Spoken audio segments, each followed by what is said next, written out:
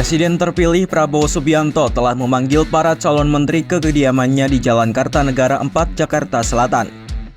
Pemanggilan para calon menteri itu terjadi pada Senin 14 Oktober 2024 dari sore hingga malam hari.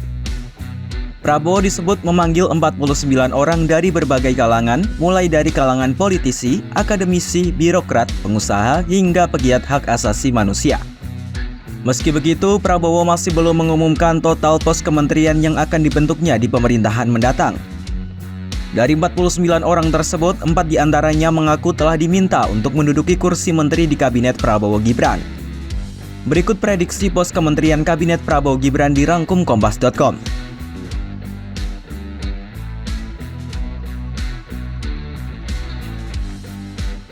Menteri Keuangan di Kabinet Indonesia Maju ini menyatakan diminta Prabowo kembali menduduki jabatan tersebut.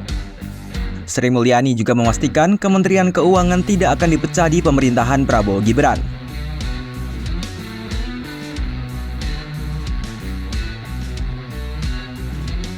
Adapun Ketua Umum Partai Bulan Bintang turut diminta Prabowo mengisi jabatan Menteri Koordinator Bidang Hukum dan HAM.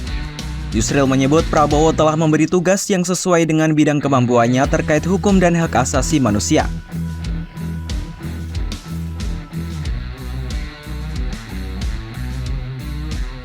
Lalu Prabowo juga meminta politikus Golkar Maman Abdurrahman untuk bertugas sebagai Menteri Usaha Mikro, Kecil, dan Menengah. Namun menurutnya nomenklatur Kementerian Koperasi dan UMKM akan dipisah masing-masing.